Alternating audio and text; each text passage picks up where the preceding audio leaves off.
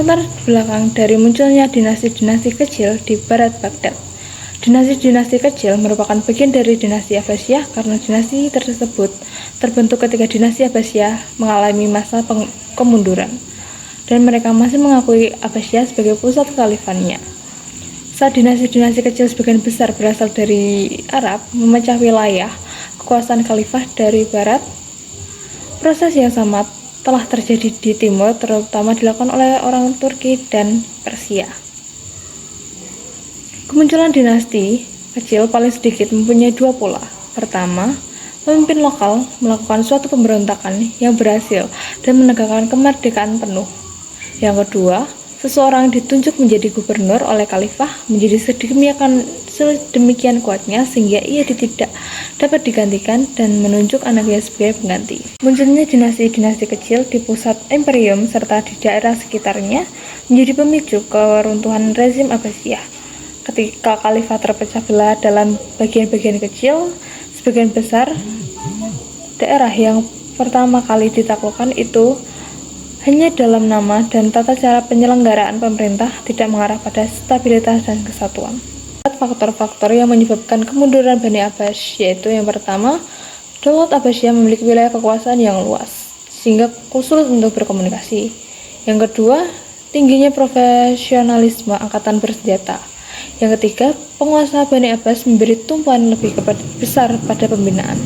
Yang pertama adalah dinasti Aqlabiyah pada tahun 800 Masehi hingga 908 Masehi. Pusat pemerintahnya terletak di Aqlabiyah, terletak di Khairawan, Tunisia. Wilayah kekuasaannya meliputi Tunisia dan Afrika Utara, Sisilia, dan sebagian besar Italia Selatan, Sardinia, Korsika, bahkan pesisir Alpen. Pemimpin pertama dinasti ini adalah Ibrahim bin Al-Khot, seorang panglima dari Khurasan. Aqlabiyah berperan dalam mengganti bahasa Latin dengan bahasa Arab serta menjadikan agama Islam agama mayoritas. Dinasti ini berakhir setelah ditaklukkan oleh dinasti Fatimiyah. Pada dinasti Aqlabiyah ini terdapat kemajuan. Yang pertama adalah kemajuan pada bidang politik.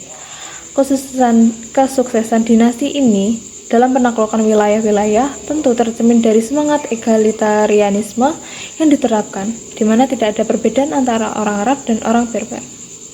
Yang kedua adalah kemajuan kebudayaan. Membangun Masjid Mekah di Khairawan. Selama pemerintahan Ziyadatullah, 10.000 benteng pertahanan dibangun di Afrika Utara dengan desain dan arsitektur yang menakjubkan. Kota Sisilia yang dikuasai oleh dinasti Aqlabiyah menjadi pusat transformasi ilmu dan kebudayaan Arab dalam Islam ke Eropa melalui jalur tengah. Yang ketiga adalah kemajuan ilmu pengetahuan. Beberapa intelektual Islam terkemuka dari mazhab Maliki juga berasal dari kota ini, termasuk Sahnun yang mengarang kitab Mudawwanat, Yusuf ibnu Yahya, Abdul Zakaria Al-Khinani, dan Isa ibnu Muslim. Karya-karya mereka tentang mazhab Malik tersimpan dengan baik di Masjid Khairawan. Yang keempat adalah kemajuan pada bidang ekonomi. Pemasukan dari sektor-sektor yang berbeda seperti pertanian, perdagangan, dan industri, mereka melaksanakan pembangunan infrastruktur irigasi seperti bendungan, serta mengembangkan perkebunan anggur dan kurma. Pendirian pabrik-pabrik oleh Bani Aqlabiyah dan sektor industri seperti manufaktur, alat-alat pertanian, dan pengelolaan logam berharga. Dapat juga kemunduran pada dinasti Aqlabiyah. Kemunduran ini terjadi di bidang politik pada abad ke-9 setelah 1,5 abad berkuasa yang disebabkan oleh. Berikutnya saya akan menjelaskan tentang dinasti Tuluniyah. Dinasti Tuluniyah berkuasa sejak 254 Hijriah sampai 292 Hijriah atau tepatnya pada 868 Masehi hingga 967 Masehi. Kekuasaan dinasti Tuluniyah meliputi dari wilayah Mesir dan Suriah. Awal berdirinya dinasti ini tidak bisa dilepaskan dari seorang tawanan perang Turki yang kemudian dijadikan sebagai pengawal istana Al-Musta'in. yang bernama Bayak Bek. Pada saat itu terjadi penggulingan kekuasaan yang dilakukan oleh Mu'taz. Bayak Bek memilih bergabung dengan Al-Mu'taz dan meninggalkan Al-Musta'in. Bayak Bek adalah salah satu orang yang berjasa sehingga ia menerima jabatan penting tersebut, yakni menjadi gubernur Mesir. Oleh Bayak Bek, jabatan itu tidak dipegangnya atau diambilnya secara penuh, tetapi diberikan kepada anaknya Ibnu Tulun yang kemudian ia mendirikan dinasti Tuluniyah pada abad 9 Masehi. Pada tahun 254 Hijriah, Ibnu Tulun secara resmi diangkat sebagai gubernur Mesir. Kemajuan pada dinasti Tuluniyah meliputi yang pertama, pembangunan istimewa seperti rumah sakit Fustat, Masjid Ibnu Tulun, dan istana khalifah yang kemudian menjadi bagian integral dari warisan sejarah Islam. Yang kedua, memperbaiki nilometer di Pulau Raufah yang sangat membantu dalam meningkatkan hasil produksi pertanian di wilayah Mesir. Yang ketiga, membawa Mesir menuju perkembangan. Negara tersebut telah menjadi pusat kegiatan kebudayaan Islam yang sering dikunjungi oleh para ahli dari seluruh dunia. Kemudian, kemunduran pada dinasti Tuluniyah. Dinasti Tulun adalah sebuah dinasti Islam yang masa pemerintahannya paling cepat di antara dinasti-dinasti yang lain. Sepeninggal Qumrawai, situasi memanas, yaitu setelah Abu Asakir al-Jaisi menggantikan ayahnya yang disebabkan oleh peristiwa pembunuhannya terhadap pamannya, yaitu Mudar Ibnu Ahmad Ibnu. Lalu diangkatlah Abu Musa Harun sebagai amir yang baru berusia 14 tahun. Tampaknya dengan usia yang masih belia, yang masih kecil, menyebabkan Harun kurang cakap dalam mengendalikan situasi yang sangat panas, sehingga situasi tersebut menjadi semakin kacau. Kemudian dinasti Iqsidiyah. Dinasti Iqsidiyah berkuasa sejak 323 Hijriah sampai 357 Hijriah atau 934 Masehi hingga 967 Masehi. Dinasti Iqsidiyah muncul di Mesir yang masih merupakan keturunan Fraghanah dan berpusat di Fustat.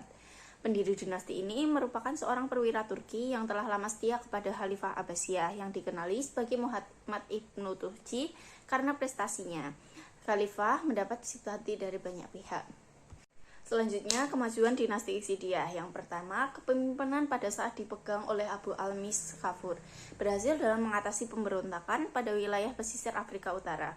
Yang berikutnya, meredakan serangan dinasti Hamdaniyah di Suriah Utara. Yang ketiga, menaklukkan wilayah Syam, Palestina, Makkah, dan Madinah. Selanjutnya, membangun istana yakni Bustan Al-Kafur di wilayah Raudah. Yang terakhir, terhadap beberapa tokoh intelektual seperti Abu Ishaq Al-Marwazi, Hasan Ibnu Rashid Al-Misri, dan Muhammad Ibnu Walid. Selanjutnya adalah kehancuran dinasti Iqdisiyah. Setelah Kafur wafat, dinasti Iqsidiyah mulai mengalami kemunduran.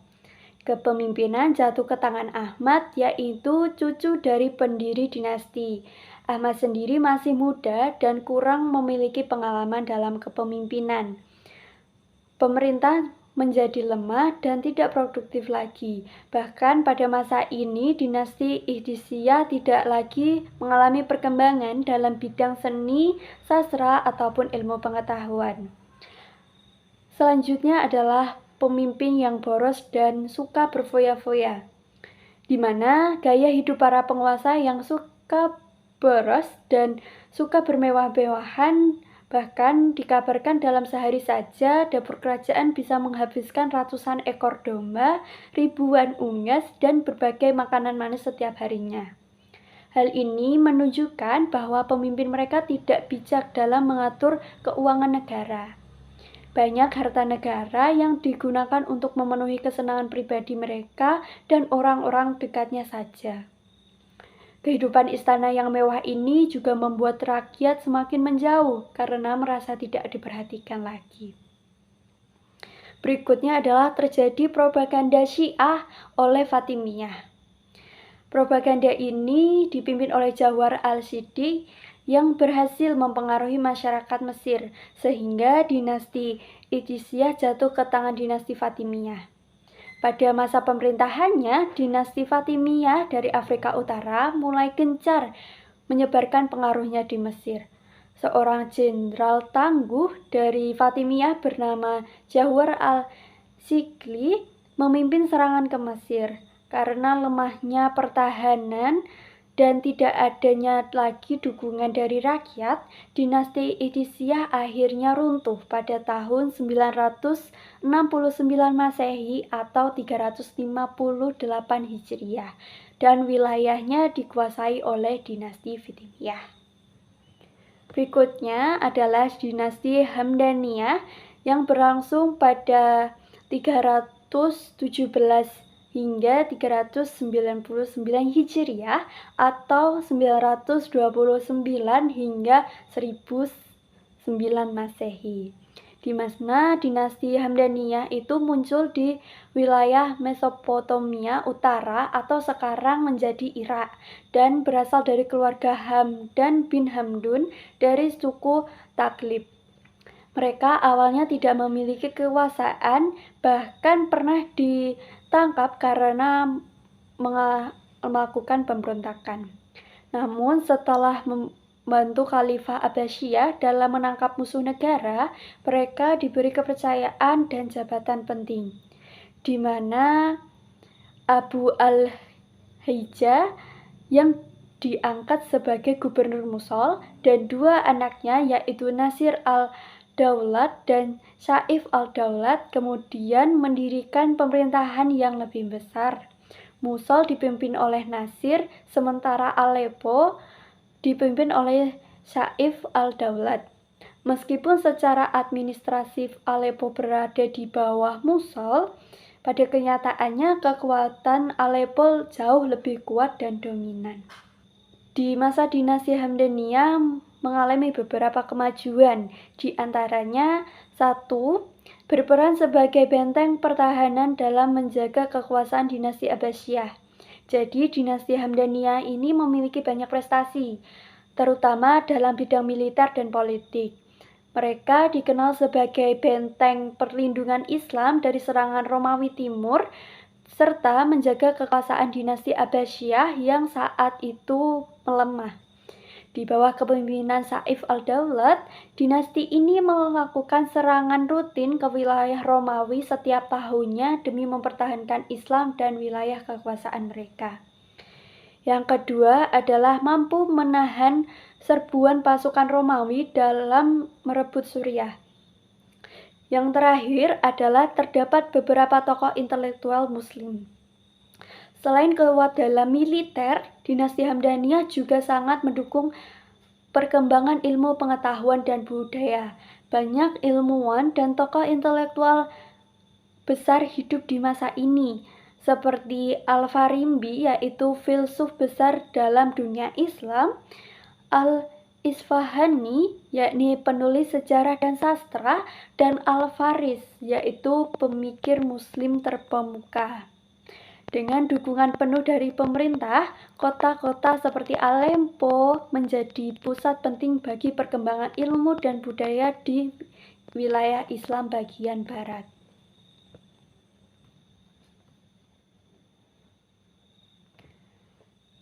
Selanjutnya adalah kehancuran dinasti Hamdaniyah. Hal ini disebabkan karena beberapa faktor, diantaranya 1. Melemahnya kepemimpinan penerusnya. Jadi setelah Saif al-Daulat ini wafat pada tahun 976 Masehi, dinasti ini mulai mengalami kemunduran. Kepemimpinan dilanjutkan oleh anaknya dan cucunya, yaitu Sa'ad al-Daulat dan Ali II serta Syarif II. Namun sayangnya tidak sekuat dulu. Mereka kesulitan dalam menghadapi berbagai tekanan mulai dari Romawi Timur yang kembali menyerang, Bani Buwahi yang mulai memperluas kekuasaan, serta dinasti Fatimiyah yang terus menyebarkan pengaruhnya di wilayah Syam.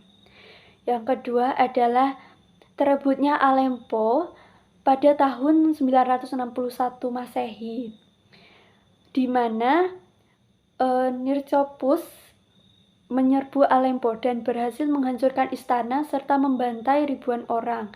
Hal ini membuat dinasti Fatimiyah makin melemah. Yang terakhir adalah beban pajak yang semakin tinggi. Akibatnya, pajak yang semakin tinggi ini ribuan rakyat akhirnya berpindah agama ke Kristen. dan bergabung dengan Bizantium untuk menyerang wilayah Islam. Ini menjadi salah satu pengkhianatan besar dan percepatan keruntuhan dinasti Hamdaniyah. Akhirnya pada tahun 1001 Masehi, dinasti Hamdaniyah secara resmi jatuh ke tangan dinasti Hamdaniyah, di mana menandai berakhirnya kekuasaan mereka. Kesimpulan dari materi ini adalah munculnya dinasti-dinasti kecil di wilayah barat Baghdad merupakan dampak dari melemahnya kekuasaan dan pengaruh kekhalifahan Abbasiyah, terutama dalam hal mengawasi dan mengelola wilayah yang luas dan terpencil. Dari situlah lahirnya berbagai dinasti kecil seperti Idrisiyah, Al-Ghabiyah, Tuluniyah, Isidiyah, dan Hamdaniyah, yang masing-masing memiliki kontribusi terhadap kemajuan peradaban Islam. Dinasti-dinasti tersebut mampu membawa kemajuan dalam bidang politik, ekonomi, militer, ilmu pengetahuan, serta pengembangan kota dan infrastruktur. Walaupun akhirnya mengalami kemunduran dan kehancuran, dinasti-dinasti kecil ini tetap meninggalkan warisan penting dalam sejarah perkembangan peradaban Islam, terutama dalam memperluas pengaruh Islam ke wilayah Afrika Utara, Mediterania, dan sebagian wilayah Eropa. Kurang lebih itu tadi penjelasan materi dari kelompok kami. Sekian, terima kasih. Wassalamualaikum warahmatullahi wabarakatuh. Yeah, Bobby Valentino.